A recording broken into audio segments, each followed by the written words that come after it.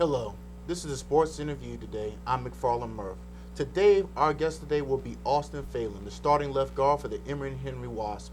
Austin is an honor student and an athlete as well. Austin, welcome to the show. Thank you, Murph. Happy to be here. Tell me, Austin, I'll be honest with you. All no holds bars and everything else. I couldn't be an honor student and play football. I mean, it's just way, way, way too much work for me.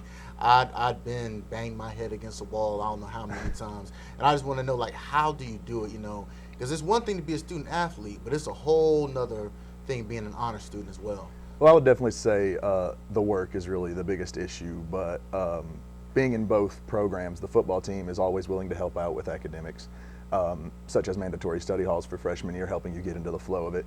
And also the honors program is very good for having resources available for if you're needing extra help. And also the community of both. You always have friends or teammates that you can go to for help, and it makes it very easy. Tell me some of the things that you have to do to be an honor student. There are a lot of requirements, there are a lot of things that you have to do. And could you just give us, like some details about what it's like being an honor student in general, besides, playing football? Yeah, absolutely. Well, the program does have a minimum GPA requirement of 3.5.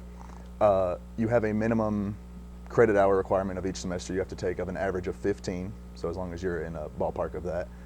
And also there are different courses that you have to take as an honor student, which is mainly more centered around making sure that you are in scenarios where you're engaging in conversations with other honor students to keep it up. And also you do have honors contract classes, which you do, where basically it's a 200 or above level course where you meet with the professor and agree to do a little bit extra work in what they consider an honors level part of that class, incorporating the idea of an honors class into a class with other students also. One thing that I think a lot of students and athletes have, and I know this is me personally, I'd much rather, watch Netflix and watch TV and everything else, especially after I get done with practice. Tell me about your time management and how you just keep everything in order with so much stuff going on. Certainly. Well, I always prioritize my homework first. As soon as football's done, I make sure I get my dinner, and then I go straight to getting my studies and reading and done and stuff like that. And really that's not become so much of a problem for me in college, because throughout high school I was never the type to really enjoy reading. But as I've gotten to college and started focusing on things that I more enjoy, I find it a lot easier to sit down and make sure I'm reading philosophy or reading political sciences and things like that. But otherwise, I manage it throughout the day. I try not to organize classes to where I'm crammed up till practice. I try to have a little bit of downtime before practice to make sure I can go get an hour or two of studying done in between. I got you. Now, not only are you an honor student and football player, but you're also on the debate club as well. Can you tell us some stuff about that? Yeah, I'm in the Calliopean Debate Society. We are a group of people. We just meet once a week. Sometimes it'll be a meeting of just discussing business in the program. And then about every other week we will actually go and debate. And there's not too much I could say about the program. We're just a very intelligent group of people that come together and focus on not only showcasing our debate and reasoning skills, but also improving each other's debate and reasoning skills. Can you tell us how you got into the honors program, and what do you think really helped propel you into this program in general? Yeah, well, I came to Emory originally as a football recruit, and as they started looking at my high school grades, I had a 3.7 in high school. And so the football team proposed to me the idea of joining the honors program, which I hadn't particularly heard of, even though I'm from Big Stone Gap, Virginia, which is only about an hour and a half away. And so the football team helped make sure I was in line for the interview and seminar that you do as basically a mock to show as an audition kind of for the honors program. And then apart from that, they made sure that my transcript and whatnot was sent into the honors program for review. And then from there, I came and did my audition and did my interview, and everything went well.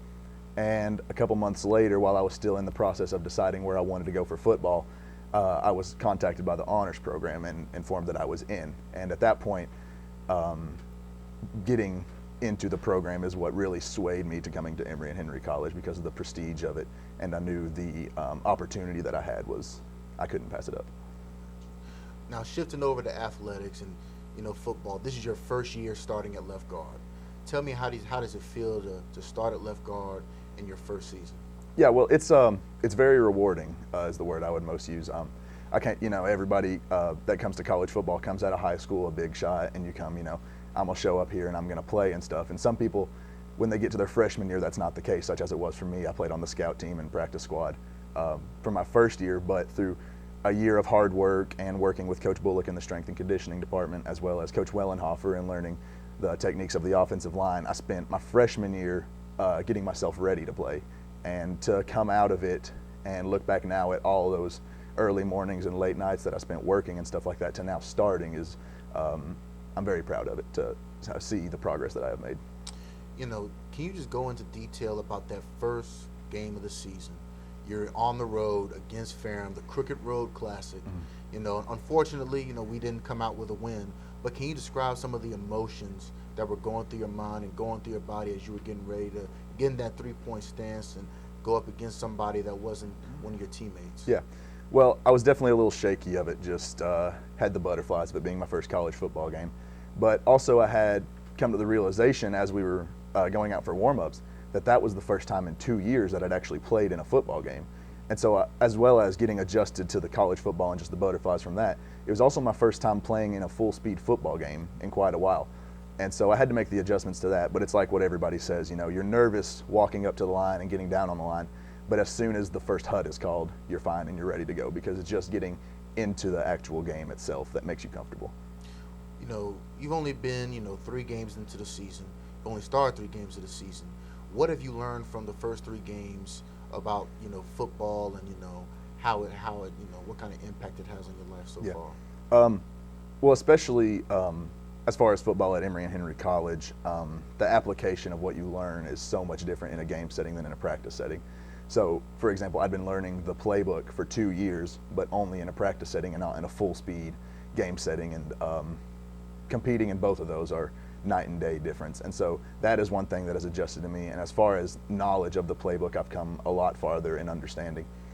And I've also come to having a little bit more responsibility to myself, such as, last year I knew it, they might not exactly miss me if I missed weights in the morning or if I was, not going at my fullest potential at practice. But this year, knowing that I'm starting, and 1, I'm accountable for my teammates, and 2, I'm accountable for myself now, and the coaches are watching me to make sure I'm still in good position to play for them. There's a lot more weight.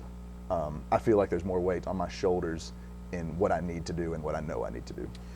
Well, Austin, we thank you for having us today. This is your sports interview. Now we will go to Andrew McClung for the sports update.